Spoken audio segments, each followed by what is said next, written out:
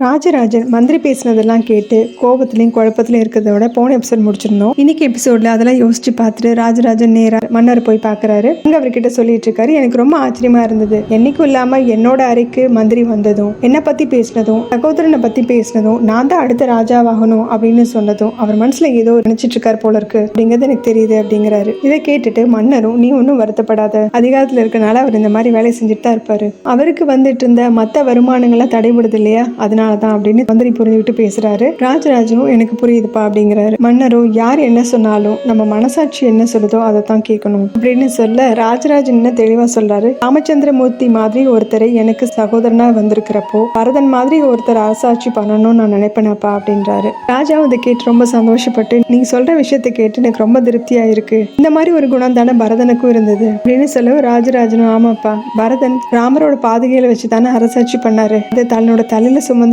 வந்ததான அரியணையும் கொண்டு வந்து வச்சாரு.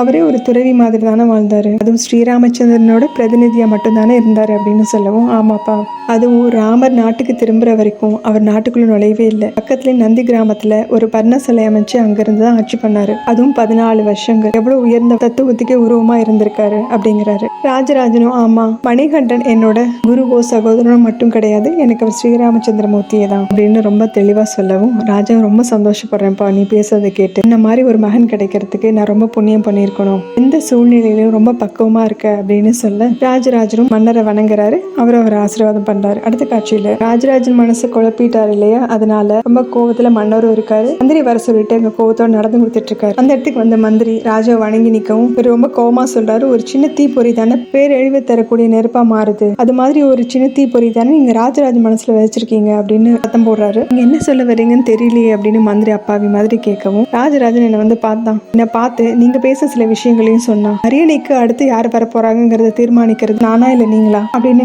நேரா கேட்கவும், இதை தீர்மானிக்கிறதுக்கு நான் யாரு, நான் எப்படி தீர்மானிக்க முடியும் அப்படிங்கிறாரு மந்திரியும். அதே தான் நானும் உங்ககிட்ட கேட்கிறேன், பரம்பரை வழக்கப்படியும் உலக வழக்கப்படியும் ராஜாவோட பையன் தானே அடுத்து அரியணைக்கு வர முடியும், அதைத்தான் நான் சொன்னேன் அப்படின்னு மந்திரி சொல்றாரு.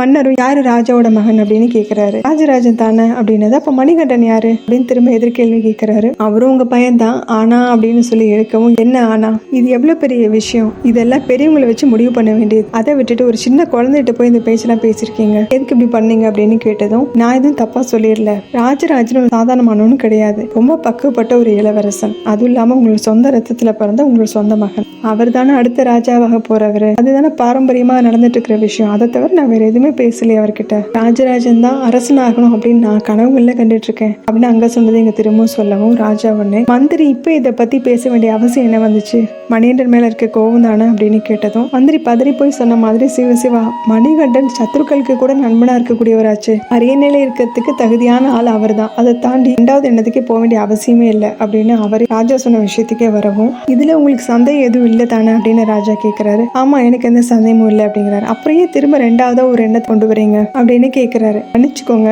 இதை பத்தி 2வது யோசிக்க வேண்டிய அவசியம் ஏன் வந்துச்சு அப்படின்னா, 2வது உங்களுக்கு சொந்த புத்திரன் ஒருத்தர் இருக்காரு இல்லையா, அதனாலதான் அப்படிங்கவும் திரும்ப ராஜா இப்ப மணிகண்டன் அப்படின்றாரு. மணிகண்டன் உங்களை விட நான் ரொம்ப பாசத்தோட பார்க்கக்கூடிய ஒருத்தர், பல விஷயங்களுக்கு முன்னாடி நான் பார்த்தது ஞாபகம் இருக்கு எனக்கு, பம்பா நதி கரையில மணிகண்டனை பார்த்ததும் அவனை அப்படியே அள்ளி எடுத்து உங்களோட சொந்த குழந்தை மாதிரி அரண்மனைக்கு நீங்க எடுத்துட்டு வந்ததும், மகாராணியும் தன்னோட குழந்தைய அவனை தன்னோட கைகள்ல வாங்கினதும், குழந்தை இல்லாத கவலையில இருந்த மகாராணி சந்தோஷத்துல ஆனந்த கூத்தாடினது என்ன, இது எல்லாமே இப்போ நடந்த மாதிரி என் கண்ணுக்குள்ளே இருக்கு. அந்த நேரத்துல நானே ரொம்ப சந்தோஷப்பட்டேன், மகாராஜாவுக்கு அடுத்ததா அரியணை ஏறத்துக்கு ஒருத்தர் கிடைச்சிட்டாரு அப்படின்னு ரொம்ப சந்தோஷப்பட்டேன். ஆனா அப்படின்னு எடுக்கவும், தொடர்ந்து சொல்லுங்க அப்படிங்கிறாரு ராஜாவும். ஆனா விதிப்படி பந்தளத்தை யதார்த்தமா ஆளக்கூடிய இன்னொரு ராஜாவையும் மகாராணி பெத்தெடுத்தாங்க, அவர் தான் நம்ம ராஜராஜன் அப்படின்னு சொல்லவும் மன்னர் ரொம்ப கோவத்தோட ஒரு பார்த்துட்டு இருக்காரு. இதுதான் நாட்டு வழக்கமும் கூட, அதுதானே நம்ம மக்கள் ஏத்துக்கக்கூடிய உலக வழக்கமும் கூட, இதை நாம எப்படி மறுத்து சொல்ல முடியும் அப்படின்னு கேட்டதும் மகாராஜா பதில் சொல்ல முடியாம தம்பிச்சு நிக்கிறாரு. இதோட இந்த எபிசோட் முடியுது. அடுத்த எபிசோட்ல பார்க்கலாம். நம்ம சேனல் லைக் பண்ணுங்க, ஷேர் பண்ணுங்க, சப்ஸ்கிரைப் பண்ணுங்க, பெல் பட்டனையும் பிரஸ் பண்ணுங்க. தேங்க்யூ.